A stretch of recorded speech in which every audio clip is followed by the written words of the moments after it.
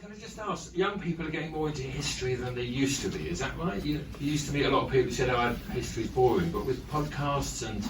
Well, there's lots more. Well, there are lots of ways to do history now. That's true, and you can consume it any length you want, from the sort of 250,000 word book down to the 16-second TikTok. Well, 60-second TikTok or whatever. So, I mean, take your choice of what medium you like, and I think that's definitely been a good thing for expanding general interest in history across all ages. Because there are lots of different entry points and lots of people doing really good history as well. So you've got a huge range of historians to choose from, huge range of media to choose from. Often lots of those historians are doing all those different types of media. So I think it's, although the fragmented media landscape can be perplexing, it can also be very beneficial. Yeah. And your podcast is only about 20 minutes, half an hour long, you said? Yeah, I mean, so about 18 months ago, I was working with Sony TV Pictures, and I was sort of having trouble getting a drama series away. I wanted to do a drama series on the Plantagenets, but not a good time to be pitching big budget dramas at the moment. Just the budgets are not in a great place for that kind of stuff. So I thought, how could we tell this story on a much more constrained and possible budget? Why don't we just do a podcast? It'll be like a sort of cinematic, dramatic, character-led, exciting journey through a subject I know well. And I thought, well, the Plantagenets, I wrote the book several years ago. We've adapted it for drama docs on television about a decade ago. I know the story. I feel like it's tested, that people like it, because that book continues to sell very well. So I went and talked to Sony Music, sort of partner company of Sony Pictures, and we tried out one series on Henry II and Eleanor of Aquitaine, and that seemed to go quite well, so we did a series about Richard the Lionheart and just kept the story going. We're just closing the season on King John. That wraps, the last episode broadcast mid-January, and the next season, which I said I was going to do something different, I'm not going to do something different, we're going to carry on with Henry III and Edward I. So, but it's been really, really, really good fun. The episodes are much shorter than the usual history podcasts. They're like 20 minutes to 30 minutes, so that they can either, in schools, they can use them as the basis for a lesson plan, or if you're into just a quick little bite of history, you can listen to a 20-minute episode, or if you want the whole thing, you can save it up and binge it, and it's 6 to 8 hours long. I don't know, I have fun doing it, and particularly when I'm writing a book like Wolves of Winter, where it's a long slog, months of grind on the same story. It's nice to just sort of in the evening knock off an episode script for the podcast. And there's more history films, isn't it? Next Ridley Scott is Napoleon. Yeah, absolutely. Yeah. Cornwell films, and Game of Thrones looks pretty medieval to me. Is there some link between you and George R.R. Martin? Yeah, I suppose so. When I was mulling seriously the idea of doing historical fiction as well as history, because it's not one or the other. It's now doing both of them. I interviewed George R.R. Martin. This would have been the summer of 2019, late summer of 2019. He came to London on his way to Comic-Con in Dublin, and his publishers, HarperCollins, his UK publishers, HarperCollins, asked me if I'd interview him on stage in Manuel Hall. And that was a very interesting experience. I was a big fan of the show. I've read some of the books. I just was thought, it disappointing? No, he's a truly great man and very interesting guy. We had dinner afterwards and talked a lot about history and about writing, but it struck me when I met George and spent some time with him, he kind of answered a question that I couldn't work out for myself. It was like, I'm interested in history, I like writing about history. Is there some aspect in writing historical fiction that's selling out, or it's not the same thing, you're not really taking it seriously anymore? And I couldn't get to the bottom of what I thought about that. But George helped me kind of work it out, I think, in the sense that this is a guy who's had a stellar 50-year career in television, in novels, in screenwriting, you name it. He's an avid and serious reader of history. He knows more about history than almost anybody I've ever met. He just consumes it, inhales it, but he spits it out as something completely different. He's not writing serious academic history books. He's writing kind of wild high fantasy or stuff set in space or whatever it might be, but it's deeply historically informed. And he got me to the point of realising you can do historical fiction with serious historical intent And if you do that, then it's not a cop-out, it's not a kind of easy route. You're doing something that's different from non-fiction, but that has a core of deep seriousness about it, and that's important to me. Sounds like, reminds me of someone said about Bruce Chatwin, he may not tell the truth, he tells the truth and a half. Right, yeah. But, the Essex Dogs, my mic's a bit little, so I'll shout. I quite identify with Loveday Talbot, because when he runs now, his belly wobbles. Who is the one that you identify with, one of the dogs? Well, Loveday's an interesting character. Loveday's the reluctant leader of this gang called the Essex Dogs. He doesn't really want to be the leader, but the leader's absconded, so he's got the job. And yeah, he's sort of in his early 40s, which is middle-aged for the time. He's just realising as this trilogy unfolds that he's gone on one campaign too many, and so his character speaks to a part of me that's angsty. I started writing these books just as I was turning 40, and had my third kid, and was just like, what? I can see the end more clearly than the beginning all of a sudden. This doesn't feel good. And so it answers a lot of those kind of anxieties. I mean, it's in exaggerated form, like psychologically, but he's an interesting and lovely character to write because he's deeply sort of well-meaning, but if stymied by his own actions, the life he's gotten into, he's kind of constrained in his world, but doing the best job that he can. And there's a sort of a bit of a kind of middle-aged dad to him that I really like. So I've got an immense amount of fondness for Loveday, but that doesn't stop me from torturing him somewhat, because I think you have to be somewhat sadistic as a writer and put characters that you love into distressing situations to test them and to make the story kind of live. The immediacy of the fighting men and the way they talk. I don't remember many books that describe that. There was a book called The Face of Battle by John Keegan. Yeah, of course. If you look around that history section, there are not many books about the war experience. Would you agree? Of the rankers? Yes, I think that's probably correct, and certainly it's true within the Middle Ages. And I had this idea to write about the Essex Dogs. That for various reasons, it was going to be set in the Crecy campaign of 1346 with this Normandy landing on the beaches that was designed deliberately to echo 1944 in sort of medieval garb, as it were. It was going to be about ordinary soldiers, and part of the attraction of telling this story was that I felt like it wouldn't be a story you could do very meaningfully as non-fiction. I felt that if you wanted to tell the story of an individual platoon, as quote unquote, of soldiers in the 100 Years' War, you couldn't do an Easy Company, a Band of Brothers style story, because we don't have the evidence, you don't have the sources, you don't have the records to create that kind of story. You could only do it through fiction with serious historical intent.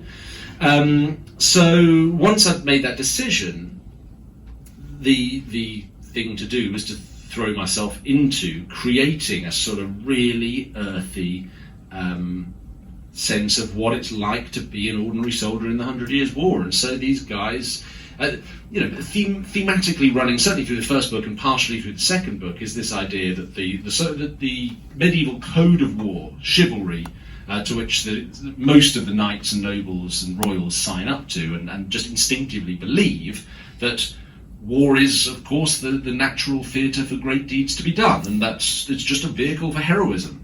That does not apply to most of the people in the army, and particularly to the Essex Dogs. They're initially bemused and amused by it, and as the story goes on, increasingly pissed off with the whole thing.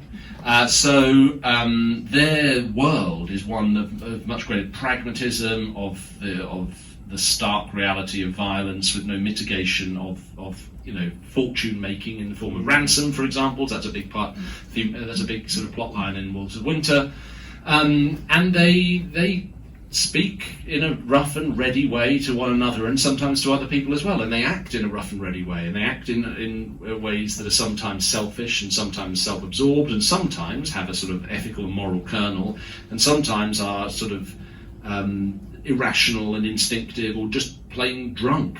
Yeah, I mean, it reminds me, my dad spoke like this. He was Cockney Sergeant Major, Second World War, and it's like hearing him, those voices.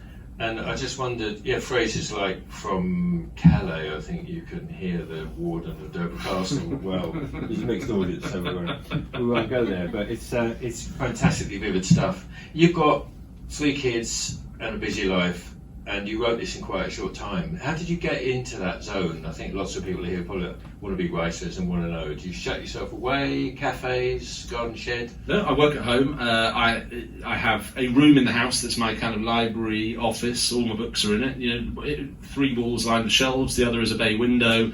I have my cork board, which is a planning board, which I don't use much for fiction, but use a lot for non-fiction, to my left. There are piles of books everywhere on the tables, on the floor, all around. Sometimes my dog comes in, sometimes he doesn't. And my laptop's on the table, and that's where I work. And that's the door shuts, which is good. To the other side is the garage, where there's a gym, so I have no excuse to totally fester. I must do some physical activity every day. I have a sofa to nap on. And that's when I'm in the writing zone, which I'm actually in at the moment, other than these 2 weeks of book tour. I'm writing a book at the moment. I'm writing a biography of Henry V, which I've owed for a long time, and I'm writing it up. I get into the zone about September, and when the kids go back to school, really. And I shut that door when I get in there about 9 o'clock in the morning, and I open it at 3 when I come out, and I do the school run, and then I do another hour, 9 till 10, and that's my routine, and that lasts until the book is finished, which in this case just took me 5 months from blank page to dusting it down, totally finished. Yeah, and that's too. I mean, it is possible. It is possible. I've just listened to Walter Isaacson's biography of Elon Musk while I've been driving around, and the thing that struck me about Musk, think what you like about him, I highly recommend the biography, because Isaacson's a master of these studies of extremely difficult, objectionable geniuses. But the thing that I gleaned from it was Musk will take a deadline and arbitrarily cut it by 60% and just get the work done at the same time, and creates this manic urgency. And it's not healthy, and the theme of the book is this is very bad psychologically thing to do to yourself, let alone thousands of people who work for you. But I recognise part of it with the writing of this book. I could have copped out and said, you know what, Essex Dogs did kind of well, I'm going to take 2 years to write the next one. And the old phrase, work expands to fit the time available, would have applied. And I wouldn't be here right now, I'd be thinking about next year, and probably the kind of buzz about Essex Dogs in my own head and in everyone else's would have subsided. But I was like, I need this book out next autumn. And I said to the publishers, when can we have it? Give me a date we can put it out. September's not going to happen, because that would have required writing it in 3 months, once I've finished this. I said, okay, you can have an October date, we'll need it done by the start of March. Done. I knew that was bullshit. They meant the start of April. They were lying to me to give themselves some leeway. But it's not my first rodeo, baby. But okay. Then we do it. And we did it. And I also false started the book twice as well. So I had to delete 10,000 words, then 8,000 words, and then start again. But I shut myself away and I did it. And by the end, I was just randomly bursting into tears. Socially awkward moments, and it looked like, it described a bit like the foothills of a nervous breakdown, I suppose. And when I finished the book, I gave it the last read. I'd booked myself a trip to LA to go and just have good, clean fun. When I knew the book would have had to be done, or I'd have just failed, would have pushed it back a year. And I gave it the last read on the flight to LAX. Burst into tears again. This was just happening, so it's quite normal to me. But it's not normal or comforting to other passengers on an aeroplane. When one of your fellow passengers, Jesus, God, no! They look at you a bit weird. But Did you dream any of the characters? Dreaming, it's more just, it's constantly uploaded. Just uploaded. It's not processing. Yeah. And you walk around, it's actually the waking kind of dreams where someone will be saying, my wife might be saying, could you put an extra, couple of litres of milk on the Ocado? And I'll be thinking, right, okay, yeah, what did you say? Sorry, someone was just stabbing someone else in the eye in the medieval mud. That's hard to live with, I guess. I wouldn't know, but I can imagine. The Siege of Calais. The book's about that, and I suppose, why was Calais important? And as you say, there's no, in the note at the back, there's not much many books and not many historical accounts. Historians have sort of ignored it. Why did Edward want this place, which, with all due respect to everyone who's from Calais, is still... Yeah, no, right. Well, Essex Dogs, the first book in the trilogy, is about the Crecy campaign, and that's the bit that people probably know about 1346-7 because it's the king falling and bloodying his nose and saying, "Look, the land wants me," and it's the Black Prince being knighted, and then on the battlefield his father saying, "Let him win his spurs," all of that stuff. And then I guess we sort of assume, and I probably assumed, if I'm being totally honest, that everyone probably just went home. Right, yeah, well done, nice one, mate. That's what I thought. But actually, this is just the first 7 weeks of a year-long campaign. Because what do they do the day after Crecy? Well, this is where Wolves of Winter starts. They get up and go, right, well, we'd better take something home for all of the effort of this campaign. It'd be a very expensive campaign. Edward III had bankrupted the Bardi, an Italian bank over this, and had nearly done the same for the Frescobaldi. He'd borrowed vast sums of money from English merchants, and they wanted something back for it. So he had to decide what to do. Winning the Crown of France was not feasible with the army that he had in the field. Not going to go to Paris and take the Crown of France, no matter what his protestations that this was the ultimate goal of the 100 Years' War. That was not going to happen. Even So though he killed the flower of the French house. yeah, but taking Paris, no, it's just not. It's a strong no. Even had he no, it's just not going to happen. So they went towards home and decided to take a port on the coast, which may have been the plan all along, but certainly this is what the plan evolved into. And what better port on the coast of France to take than Calais? Because, as we know, it used to be the booze cruise destination. It's now the sort of jump in a small boat destination. It's because it's the shortest possible distance between Dover and... why am I telling you all this? You live in Kent. Right, it's Calais. But it's also in close proximity to the mercantile towns of Flanders, and Flanders a key ally of Edward. It's just a useful place to imagine might be made into an English garrison on the continent for commercial and military purposes. However, there are some disadvantages to taking Calais in 1347. It's got walls, very high walls. Built into those walls is a fortress. There's a spit of land that protects the harbour called the Risbank, and on that stands a smaller fortress. There are 2 sets of moats around the walls, where they're not defended by the sea. Those moats are fed by the sea, and beyond the moats is a vast expanse of marshland on which you can't really erect siege towers.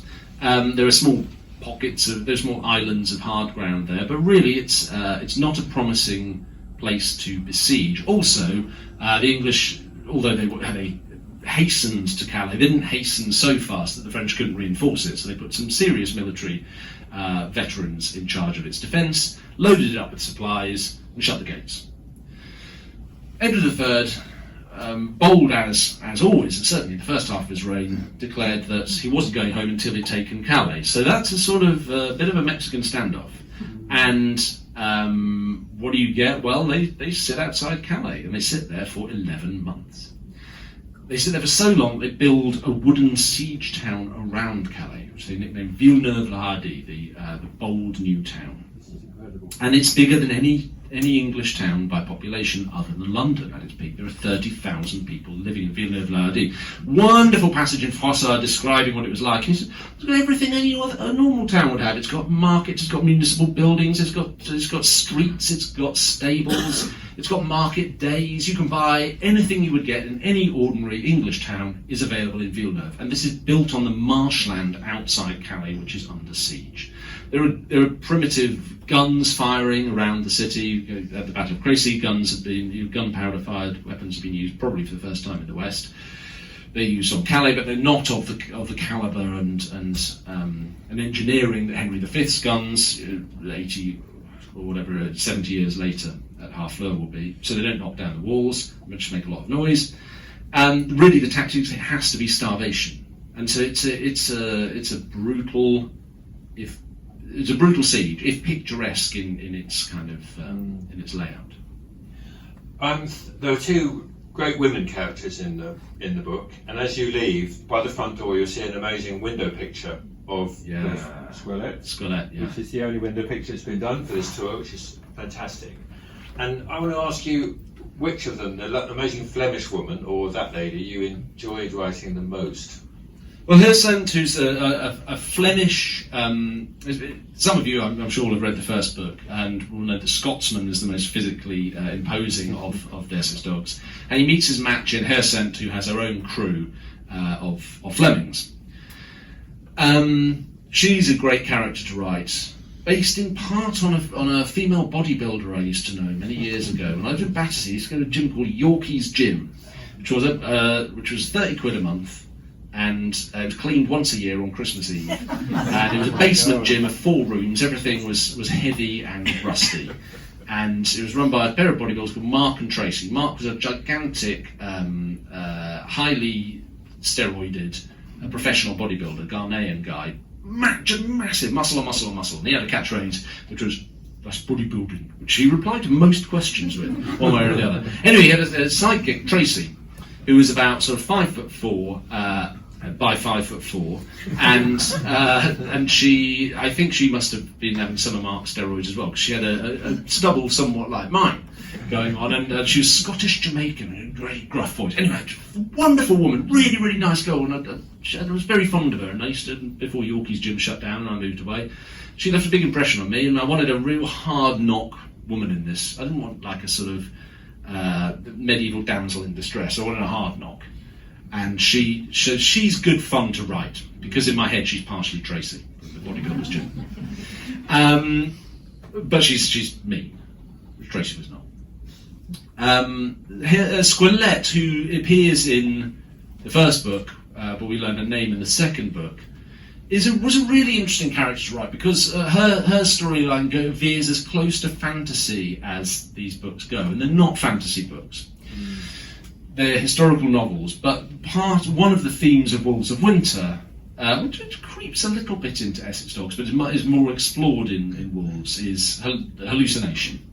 And as the situation becomes more and more desperate, and people, for various reasons, either be they starvation or having ingested the wrong substances, start to see things that aren't there, you kind of trip with them occasionally. Not too much, because I think it gets dull to watch people just tripping the whole time. But there are moments with Romford, and there are moments with Squelette where and I think this is authentic to the medieval world, where the lines between the divine and the human start to blur, and things that aren't there start to seem to be there.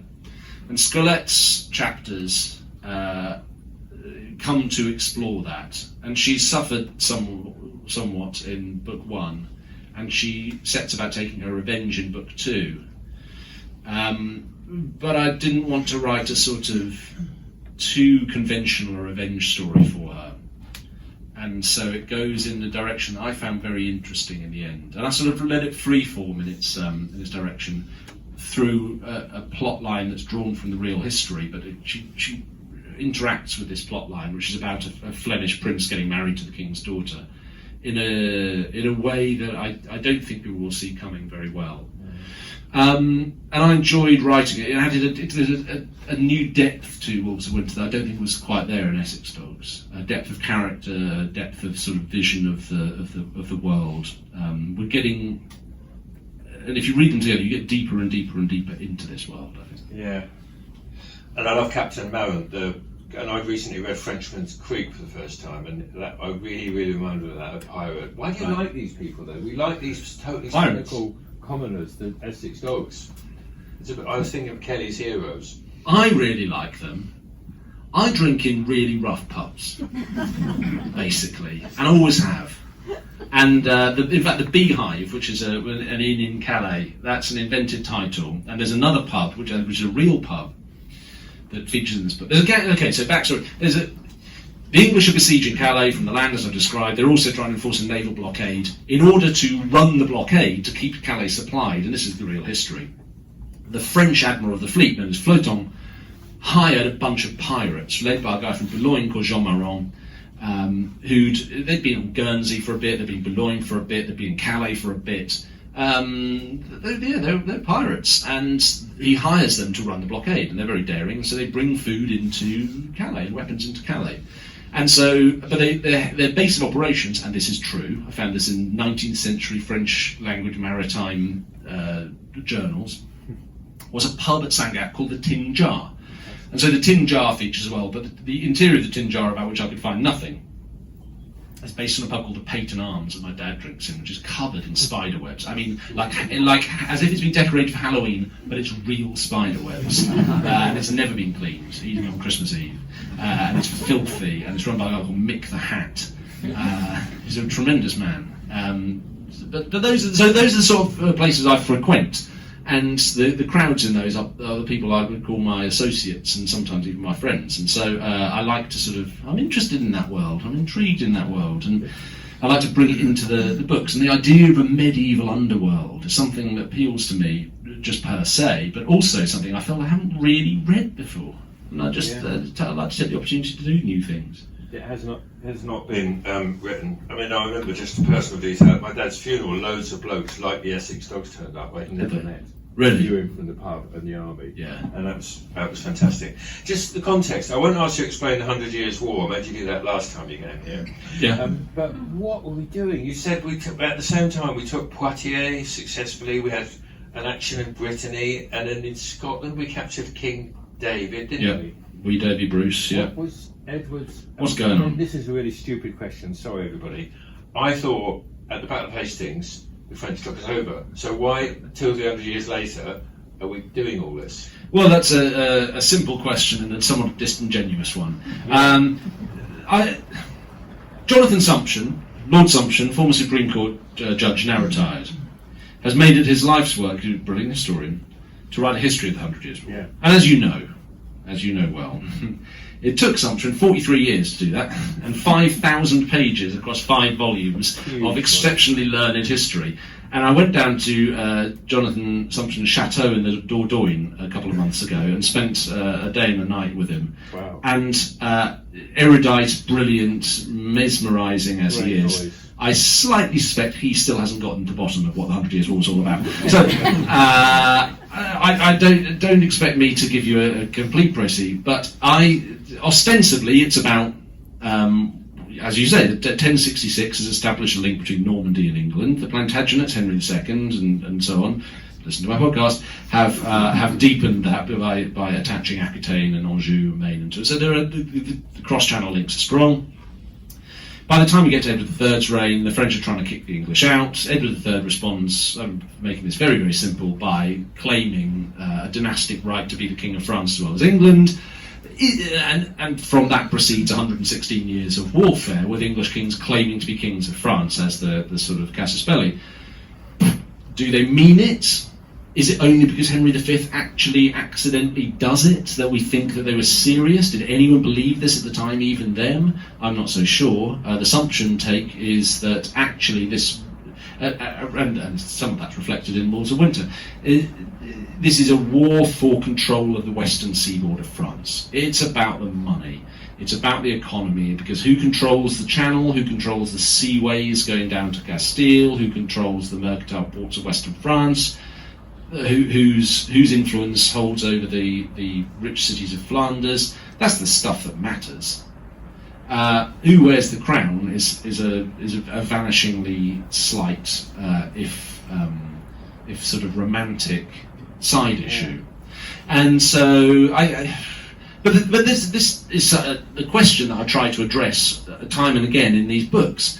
There's oftentimes the dogs going, what are we doing? What are we here for? I can't remember. And whenever I ask that guy over there, he tells me to do something hopeless. When I do it, he's forgotten. And there's a sort of, I've read a lot of American 20th century war books, and things like Sven Hassel have been influential on me. Films like Joseph Heller, Catch-22, of course, Kurt Vonnegut, not a war book, but James Elroy's American Tabloid, and then films like Platoon, Full Metal Jacket, Apocalypse Now. That swirling kind of 20th century attitude to warfare, where there's a real existential confusion about what the hell is this for, what we're doing. Trying to sort of steep the Middle Ages with that kind of sense is interesting to me, and I don't think artificial either. I think it's just something that was not particularly of interest to the chroniclers at the time. No, this is like Apocalypse Now in its vividness, I think, even with the with the drug use. So a question I like asking: the characters are so vivid, the dogs, and we haven't gone through each one. And Romford, the young one, who really rises in this one, is great. If you had to have 2 weeks in an Airbnb cottage with one of them, Oh would God. you love Dave? I think you're probably going to have the nicest, like the calmest 2 weeks in an Airbnb with Loveday. It depends what you want to get out of your 2 weeks. If you want to like have a lost 2 weeks, get down with Romford, man, because he's gonna like have the hookups and. But he'll have a little Tupperware box full of like pills you never even heard of, and it'll be really earnest conversation and probably some like drum and bass. So he's a lovely character to spend time with, and lovely is maybe the wrong word, but he's infuriating, he's sweet, he's obstinate, he's naive, he's somehow worldly. He's a fiend, he's a child, he's growing up, he's a teenager. I sort of conceived him as a counterweight to the Black Prince, the sort of 16-year-old who's given command of the army and everything else besides it, and is just a little shit. And Romford is a little shit who's trying. He doesn't really know what he's drifting around. He's a very interesting character to write, and he comes very much to the fore of Wolves of Winter, and it was a delight to spend time with him, and then shove him up against the captain, who's a sort of an not over the hill. He's sort of off stage somewhere in Essex Dogs, and he comes on stage in Wolves. And in fact, the first chapter of Wolves of Winter was originally the first chapter of Essex Dogs, and I pulled it when I pulled the first. I pulled about 17,000 words out of Essex Dogs in the drafting, and because it just wasn't working, and it starts off book 2, and so bringing the captain in as well is kind of fun. I love Northampton, the foul-mouthed commander, who's a bit like George C. Scott in Patton, but he'd probably bully you in the Airbnb, wouldn't he? Yeah, I don't want to get stuck in the Airbnb with Northampton. Northampton. William de Boon, Earl of Northampton, is the most fun character to write. There is General Patton in there. To the extent that these are American war books in disguise of the Middle Ages, which is not the only way that I've conceived them, and not the only way to read them, I assure you. But he's Patton, but he's also the football manager Neil Warnock as well. That's like, so that he's kind of, there's a video of Neil Warnock, like, among football fans. Football fans will probably know it. I can't remember what team have just like got relegated or whatever despite his best efforts. But he's going around the changer and really laying into them, but also like going, "Oh, I fucking love you boys." That kind of attitude that Northampton's got, and he gets the best blasphemy as well. And he's just sort of exasperated. But he's also the only of the noble figures in the books who actually recognises the ordinary guys in the army as being real human beings. And that's the thing that is his sort of redemption as a character, and why I'm incredibly fond of him and love to write him. And if there's ever to be a Better Call Saul style spin-off, he's my Jimmy McGovern, you know. Yeah, well, I don't know, a foul-mouthed Robert J. Downey or something. I love the riffs. I read them twice, the curses. It was St. Lawrence, so there's one say he gets very exasperated at one point. So I've got a copy of the Golden Legend on my desk, right, which is a medieval collection of saints' stories. And because the formula for creating invented blasphemy in the books is by X holy figure, be they a saint or you know, God or Christ or Virgin Mary or whatever, by X is Y, Y being generally a body part. But you can elaborate somewhat, particularly if they've had an interesting martyrdom. So there's a point at which Northampton swears by a man who's now the patron saint of barbecuers, barbecue sellers, people who make barbecue, whatever. St. Lawrence, because St. Lawrence was martyred by being roasted on a griddle. And so I think Northampton swears by the holy arse of St. Lawrence roasting on the griddle, whatever he's exasperated about, I forget now. So that's, don't think I'm not having fun. I'm having as much fun writing it as you are reading it, I promise you. Fantastic. I'm giggling. I'm actually giggling, and if my wife passes the door and she'll open it, are you laughing at your own jokes again? Yes. But by the same token, there's other moments where I come out like snivelling. She goes, "Oh my God, what's happened?" She goes, "Someone died." I mean, in the book. No. What's wrong? I'm just so proud of them. Pathetic. This is involvement. I just want to finish before we go to the great questions that people will have. By you telling us about the statue at Calais. Oh, yeah. Which is inspiring, thinking of people Who are besieged, especially at the moment. Absolutely. your Yeah. revelry that you had over there. Yeah, so I was making a film about the real history behind Essex dogs not summer just gone, summer 22. And we finished the story in Calais, and I knew I was just about to start writing this. And in Calais is the one of the original 12 castings of the Rodin sculpture, the Burghers of Calais, Bourgeois de Calais. And it depicts 6 of the senior guys in Calais at the end of the siege, coming out bedraggled, starving, thin, with nooses around their necks, as they've been told to do by Edward III, and one of them's holding the keys to the city. This is this. If anyone knows the real history of the siege of Calais, this is the tableau we're probably familiar with. And Edward III is very cross with them, and he says he's going to hang them. And his pregnant wife, Queen Philippa, begs for their lives. I mean, that's the sort of famous thing about Calais, and in a sense, the whole of the book, much like in Essex Dogs, where you know you're writing towards the point at which, in the Battle of Crecy, Edward III has let him win his spurs. You know what the punchline is. The task of the book is to tell the joke in a way that people forget they know the punchline already. And it's a very moving thing. There are lots of it's Rodin. I mean, it's Rodin. It's a 6-part study in the contemplation of imminent death. And one of the burghers is defiant, and this one is desperate, and this one is philosophical and just masterful. They've got I believe I read in the Times this week that they have a casting of it, or they thought they had a casting of it in a museum in Glasgow, but lots of things in museums at the moment, they've lost it. Someone's nicked it. It's probably standing next to like a garden pond somewhere. It's amazing to me. Anyway, so it's a beautiful piece. It's a beautiful statue. It stands on a mound in front of that slightly peculiar town hall in Calais, which looks a bit like St Pancras. And when you look at it, it's really the only bit of medieval Calais that you can see, because Calais has just been blasted to pieces in the First and Second World Wars, and all that's there now is that concrete monster of the ferry harbour and a drab end of the line style town. And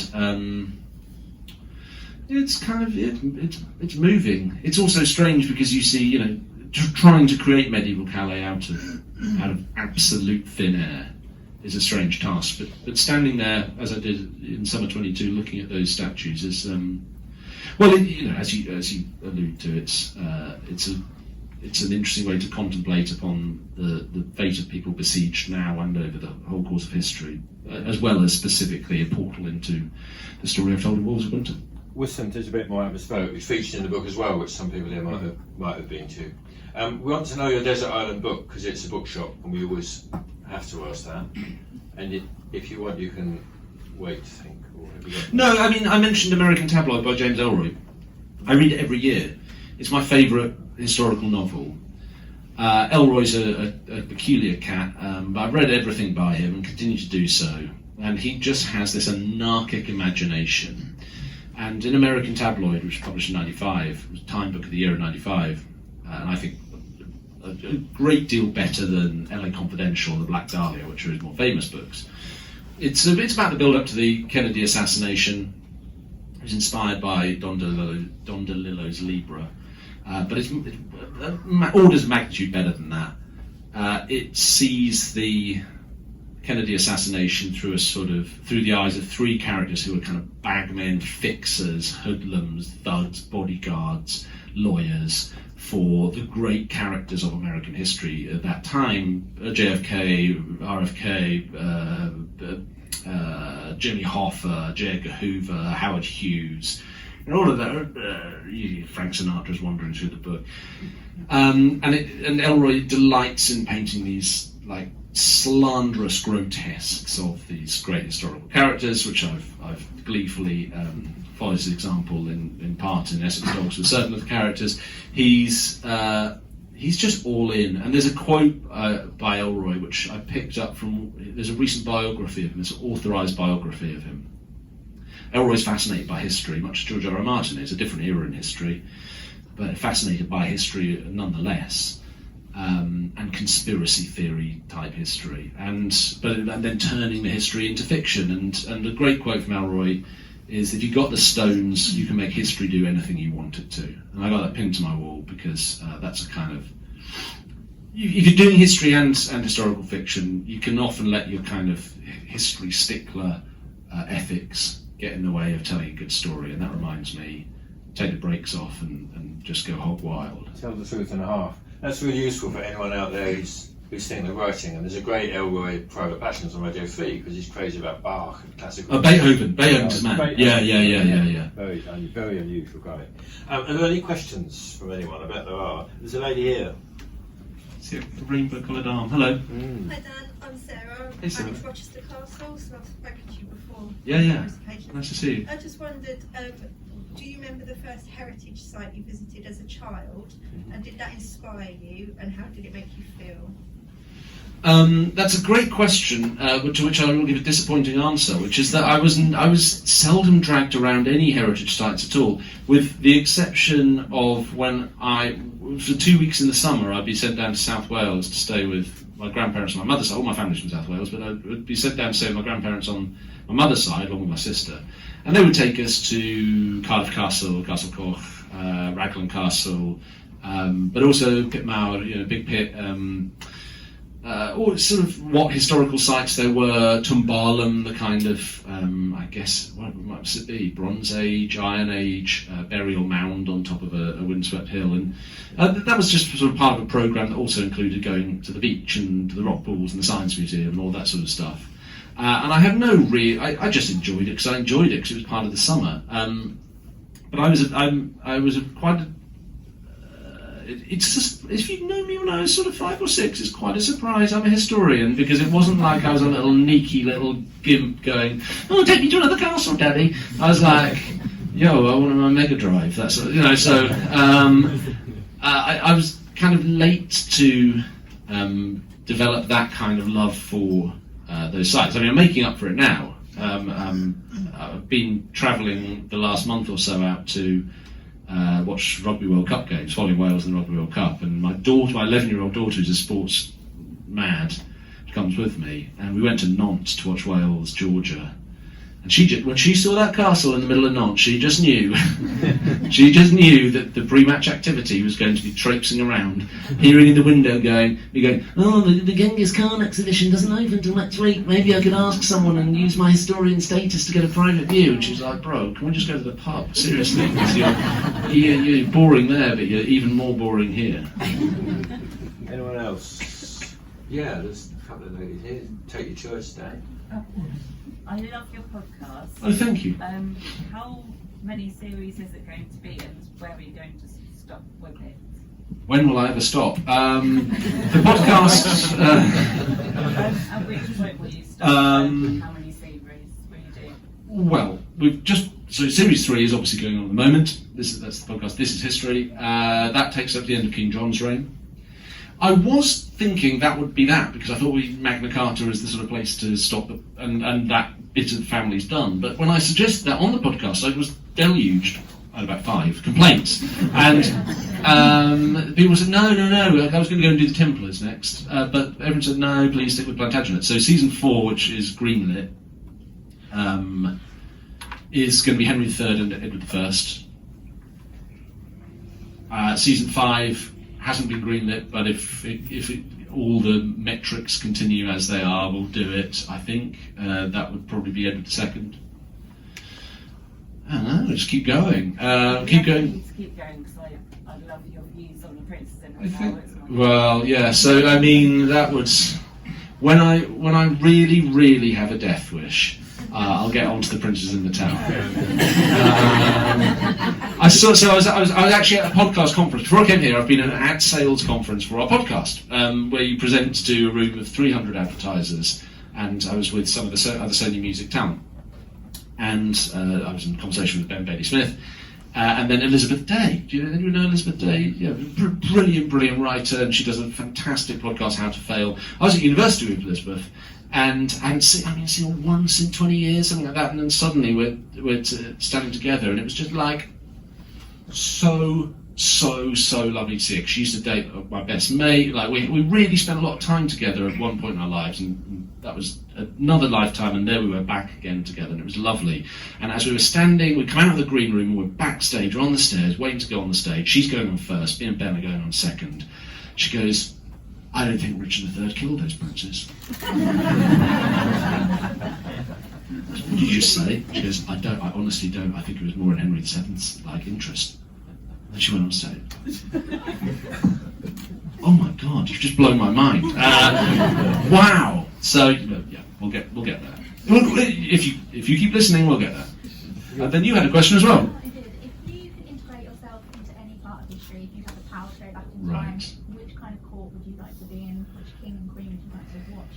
I mean, so when would I? Yeah, what court in history would I like to go to? Well, I've got a caveat to that, which I always say, which is don't send me back to any time before anaesthetic and antibiotics. So that doesn't actually leave very many. But I'll give you a pass because you didn't know that I had that condition. I'm writing a biography of Henry V at the moment, or writing it up, and I'm delivering at Christmas, and that's next autumn's book. And most biographies of Henry V have been written, skirt over Henry V's childhood in a page or two, vanishingly little. And I've come to the opinion it's the most important thing if you want to understand how he becomes the greatest of the medieval kings. The acme of kingship as recognised by everybody in his own time, everybody in the years afterwards. Henry VIII idolised him and so on. Only in recent times have we come to think he's a bit mean. But the court I would go to is the court of the royal court of his childhood, which is the court of Richard II. Richard II, sort of 6 foot tall, statuesque, dressed in utterly luxurious, designing his own funeral when he's about sort of 27, and the clothes he's going to wear and the exact rings he's going to have in his fingers. We've got his designs of his. He was, thinking about what he was going to wear in his open coffin, even while he was still alive, and making sure it was known. Dick Whittington selling him silks, but the guy's batshit crazy, absolutely batshit crazy, and it's like he doesn't understand anything about kingship.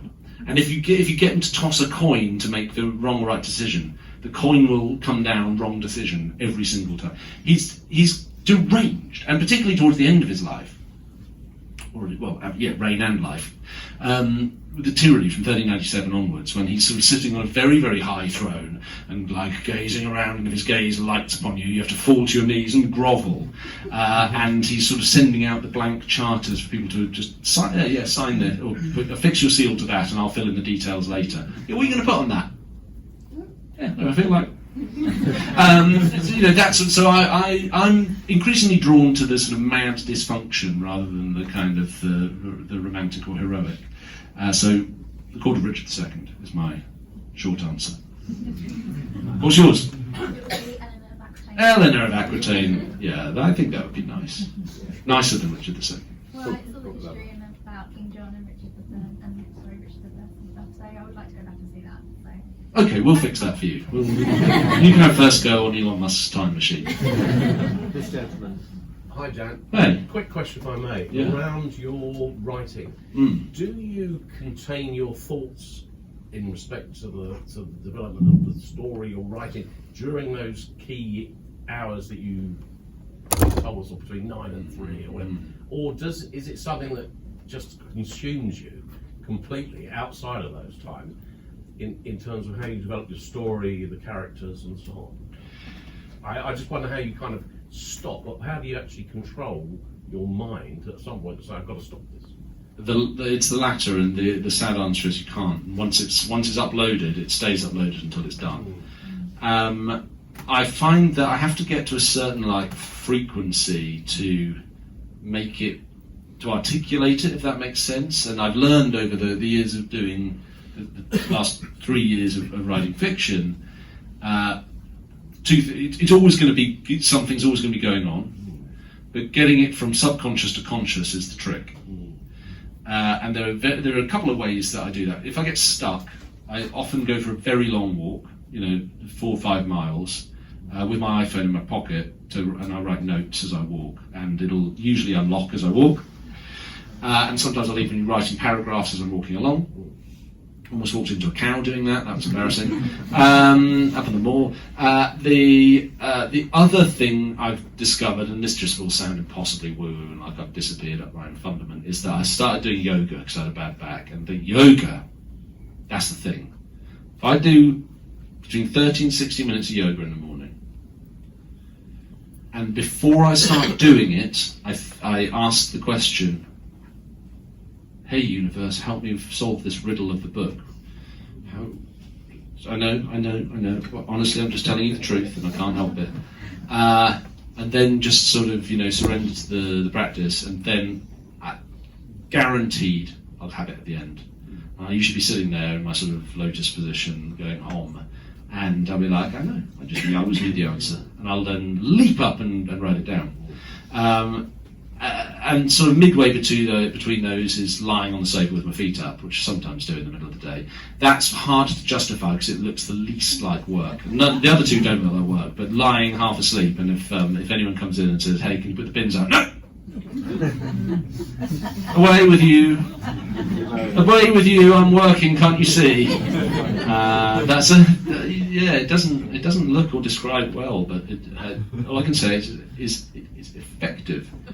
And I present to you the evidence. Anyone else? Yes, this lady's got. If they got turned into like a TV show or a movie, Yeah. what actors would you like to be? Oh, you can't do. If you could be a cameo in it. Yes. Now I'm interested. Who would you like to appear as? Okay. There's a reason I'm not a casting director.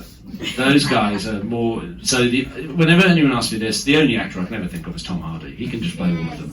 I don't know. I'm like, I have a sort of a blind spot or a colour blindness or whatever it is towards casting, and I apologise. I get asked this almost every day. I don't know. I bet you've got an idea. Well, like a few. Yeah, tell me. Oh. Well, no. I was looking up the other day who I'd like would want to play like Edward III. Who? He is in a new show with. He is called Oliver Jackson Cohen. And I thought he'd be cool. This is the shit I need to get down with. I can't do this. I've never heard of Oliver Jackson Cohen. What show is he in? He's in a new one with Jenna Coleman. He was in The Haunting of Hill House on Netflix. Real? Okay. He's British. Okay. But I just. Yeah, I'll tell you what. You've got Squillette on the window downstairs. Yeah.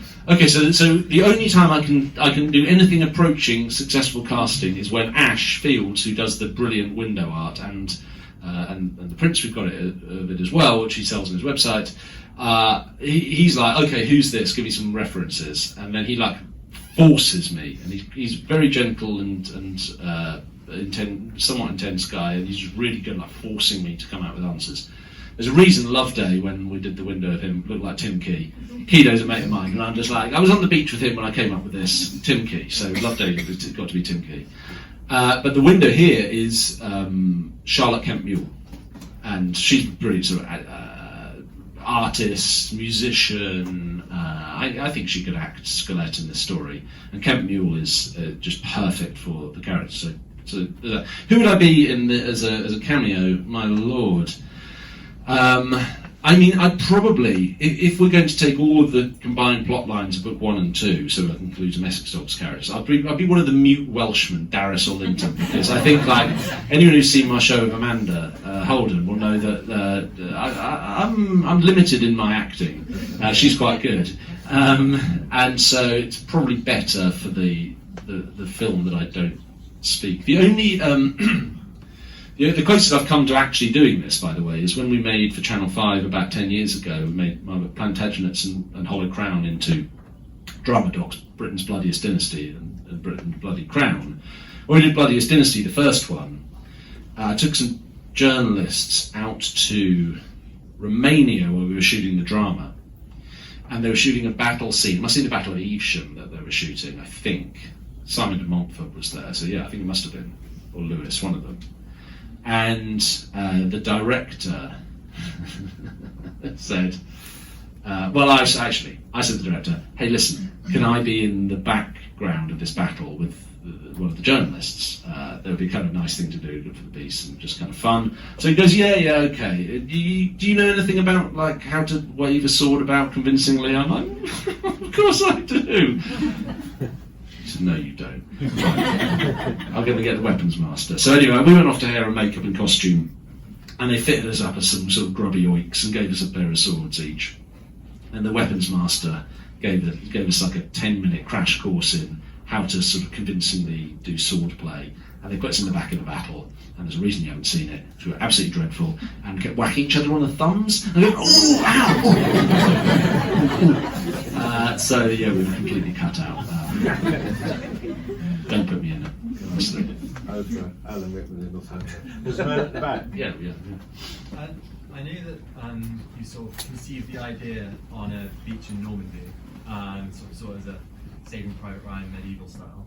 Have you conceived the end of the book, and now the characters have a bit their own volition? Has that changed at all, or are you just getting there when you get there? Well, book 3, I know the setting. I knew book 1 and 2 when I pitched it and wrote it up and wrote the outline.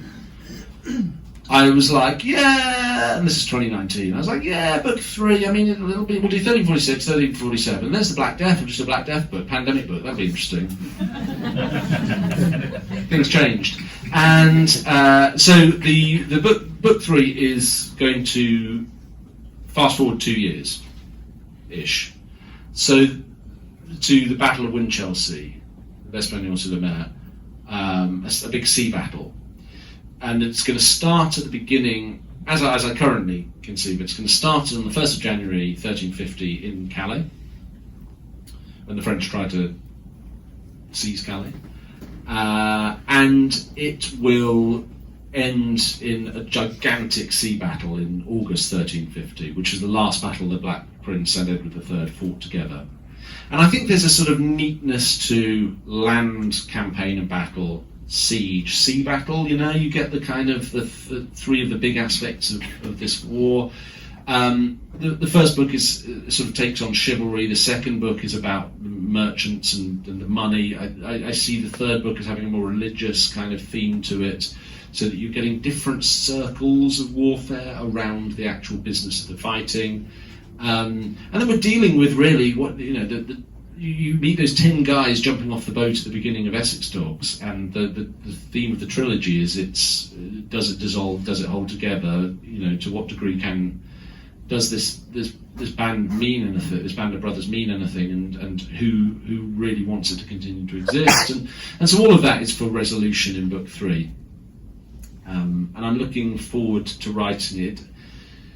I'm doing the Henry V book at the moment, but it'll be next year that I'm writing. It's called The Last Night at the moment, the third book. And I'm kind of I'm definitely looking forward to it, but I'm also massively dreading it, I feel very apprehensive and anxious about stepping back into that world with this story, this group of characters, possibly for the last time. I mean, I don't think we're going to stop writing Essex Dogs novels, but the trilogy's not just going to get artificially extended.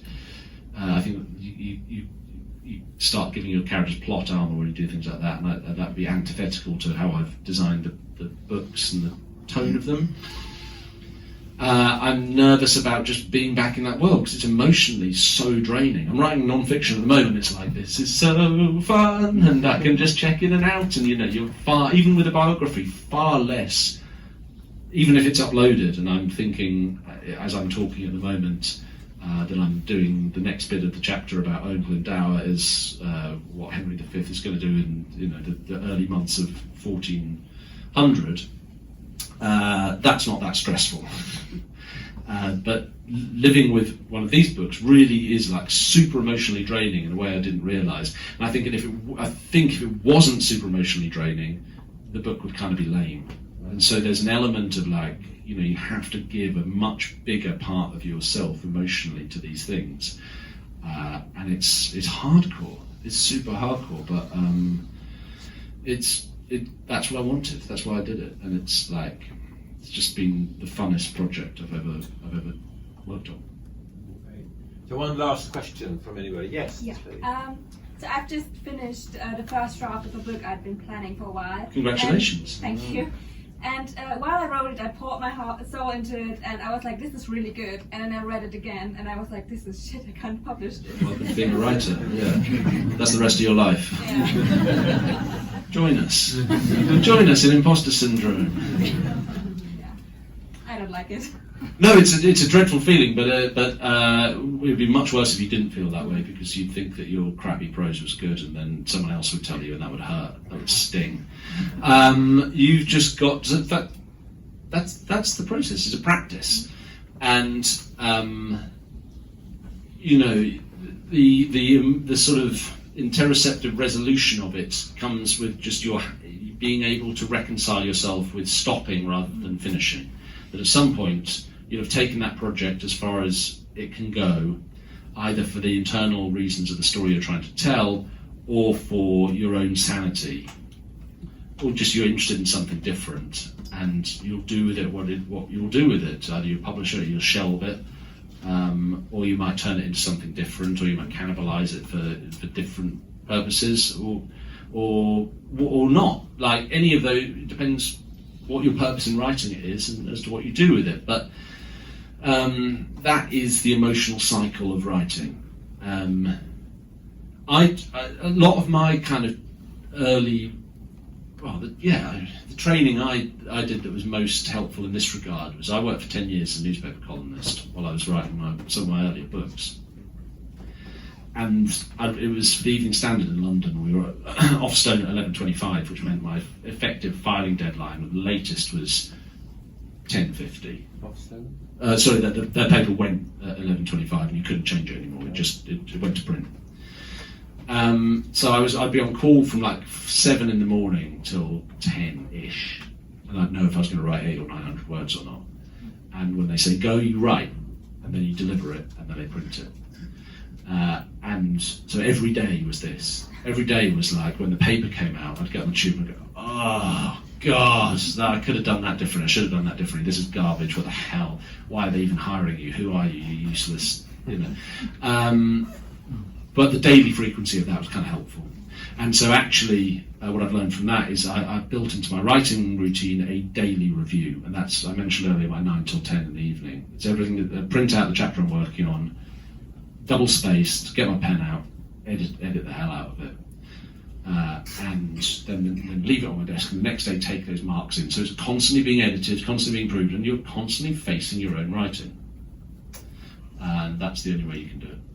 But keep going. But also, like, psychologically, it's super important to give yourself reward in the form of recognition and encouragement. So, you know what? I finished a draft. Who'd have thought I could finish a draft? How long was the draft?